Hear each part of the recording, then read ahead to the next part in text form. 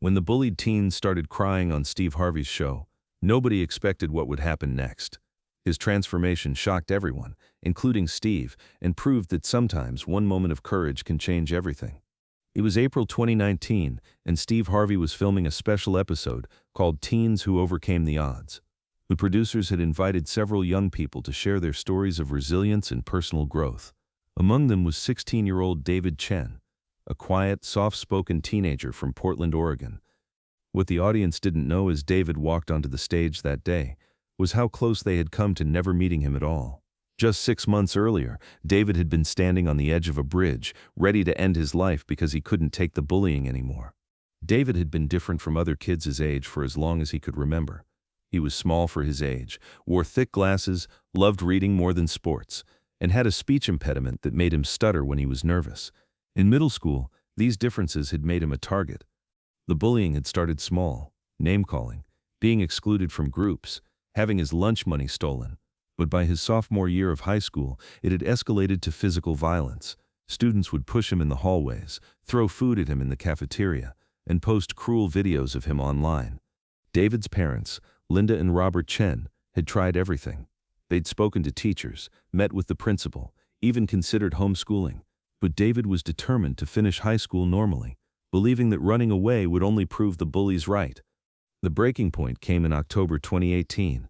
A group of older students had cornered David in the school bathroom, recorded themselves humiliating him, and posted the video to social media with the caption, "Watch the loser cry like a baby." The video had gone viral at his school within hours. That night, David had written goodbye letters to his parents and walked to the Morrison Bridge. He stood there for 2 hours, looking down at the water, feeling like the pain would never end. But something had stopped him. Maybe it was thinking about his little sister Emma, who looked up to him. Maybe it was remembering his grandfather's stories about surviving hardship during his immigration from Taiwan. Or maybe it was just exhaustion from carrying the weight of so much pain alone. David had walked home that night, and for the first time told his parents everything. The family had immediately sought help. David started therapy with Dr. Sarah Martinez, a counselor who specialized in teen depression and suicide prevention. Slowly, very slowly, David began to heal. Dr. Martinez had encouraged David to find his voice, literally and figuratively. She suggested he join the school's speech and debate team, thinking that learning to speak confidently in front of others might help him feel more empowered. To everyone's surprise, including his own, David had discovered he was actually quite good at public speaking when he had something important to say. His stutter almost disappeared when he was passionate about a topic. When Steve Harvey's producers put out a call for teenagers who had overcome significant challenges, Dr. Martinez had suggested David apply. Not because his transformation was complete, he still struggled with anxiety and self-doubt, but because sharing his story might help other kids who were suffering in silence. David's application video had been raw and honest. He talked about the bullying, about contemplating suicide, about the long journey back to wanting to live. The producers were moved by his courage and invited him to appear on the show. Now, 6 months after that night on the bridge, David was sitting across from Steve Harvey, wearing his best button-down shirt and fighting to keep his hands from shaking. Steve started the interview gently, as he always did with young guests. "David, I understand you've got quite a story to share with us today. Tell me a little bit about yourself." David took a deep breath. "Well, Mr. Harvey, I'm 16 years old. I'm a junior at Lincoln High School in Portland. And," he paused, gathering courage, "and 6 months ago I almost killed myself because kids at school were bullying me." The studio went completely silent. Steve's expression immediately became serious and compassionate. "David," Steve said softly, "that took incredible courage to say.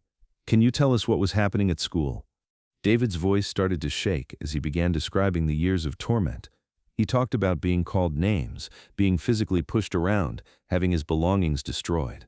His voice got quieter and quieter until he was almost whispering. "They made me feel like I was worthless," David said, "like the world would be better without me in it." Steve leaned forward in his chair. "What was the worst incident?" David's composure finally cracked. Tears started flowing down his cheeks as he described the bathroom incident and the viral video. "Everyone at school saw it," he sobbed. "Everyone was laughing at me. I felt so humiliated, so alone, I thought it would never stop." The audience was completely silent, except for the sound of people quietly crying. Steve felt his own eyes welling up with tears. "David," Steve said, his voice thick with emotion, "what happened that night? You said you almost what stopped you?" David wiped his eyes with the tissue Steve had handed him. "I was standing on the Morrison Bridge for 2 hours. I had written letters to my family. I was ready to jump." The audience gasped. Some people were openly sobbing now. But something made me think about my little sister Emma. She's only 8, and she always tells me I'm her hero. I realized that if I jumped, she might think it was her fault somehow. I couldn't do that to her. Steve stood up from his chair and walked over to David. "Son, can I tell you something?" David nodded, still crying. "You are one of the bravest young men I have ever met. Do you know why?" David shook his head. "Because you chose to live. You chose to fight. You chose to get help. And now you're here, telling your story to help other kids who might be going through the same thing." Steve sat down next to David on the couch. "David, I need to ask you something important. How are you doing now? Right now, today? How do you feel?" David took a deep breath. For the first time since the interview started, he seemed to find some strength. "I'm better," he said, his voice steadier. "I'm not completely healed yet. I still have bad days. But I'm in therapy with Dr. Martinez, and she's teaching me that what those kids said about me isn't true." "What is true about you, David?" "I'm smart. I'm kind. I'm a good brother and son. I'm good at debate team now. I actually won a regional competition last month." The audience burst into applause. Steve was beaming. "You won a debate competition? David, that's incredible. Tell me about that." David's whole demeanor changed as he talked about debate team. His stutter disappeared. His shoulders straightened, and for the first time, he smiled. The topic was about anti-bullying legislation in schools. I gave a speech about how schools need better policies to protect kids like me. When I was done, the entire room gave me a standing ovation. How did that feel? It felt like I had found my voice, like all the pain I went through wasn't for nothing, if I could use it to help other kids. Steve was getting emotional again. "David, what would you say to a kid who's watching this right now and thinking about hurting themselves because of bullying?" David looked directly into the camera. The shy, stuttering boy from the beginning of the interview was gone. In his place was a confident young man with an important message. "I would tell them that the bullies are wrong about you. I would tell them that your life has value and meaning, even when it doesn't feel like it. I would tell them that getting help isn't weak, it's brave. And I would tell them that it gets better, but you have to stay alive to see it get better." The entire studio erupted in applause. People were on their feet, cheering for this remarkable young man. But Steve wasn't done. "David, I want to do something for you. I've been so moved by your story and your courage that I want to make sure you can continue to share your message." Steve pulled out an envelope. "This is a $25,000 scholarship for your college education. I want you to study communications, psychology, or whatever field will help you continue to help other young people." David's mouth fell open. "Mr. Harvey, I can't accept that." "Yes, you can. But there's more." Steve looked at the camera. "David, I'm also going to arrange for you to speak at schools across the country about bullying and suicide prevention. Your story needs to be heard." David was crying again, but this time they were tears of joy and disbelief. "And one more thing," Steve said. "I want you to know that you have a standing invitation to come back to this show anytime you need to share your message. You are going to save lives, David. You already saved your own, and now you're going to save others." 6 months after that appearance, David Chen had spoken at over 50 schools across the Pacific Northwest. His speech, "Finding Your Voice in the Dark," had reached thousands of teenagers struggling with bullying and depression. He'd also started a nonprofit organization called Bridge to Hope, specifically designed to help teens who were contemplating suicide. The organization provided immediate crisis support and long-term mentorship. David's former bullies had seen the Steve Harvey episode. Several of them had reached out to apologize, genuine apologies that showed they finally understood the impact of their actions. But perhaps most importantly, David had received over 3,000 letters from teenagers around the world who said his story had convinced them not to give up. One letter, from a 15-year-old girl in Ohio, simply said, "I was going to kill myself tonight. Then I saw your interview with Steve Harvey. If you can find your voice, maybe I can find mine too. Thank you for staying alive." David kept that letter framed on his desk as a reminder of why his pain had purpose. 2 years later, David graduated as valedictorian of his high school class.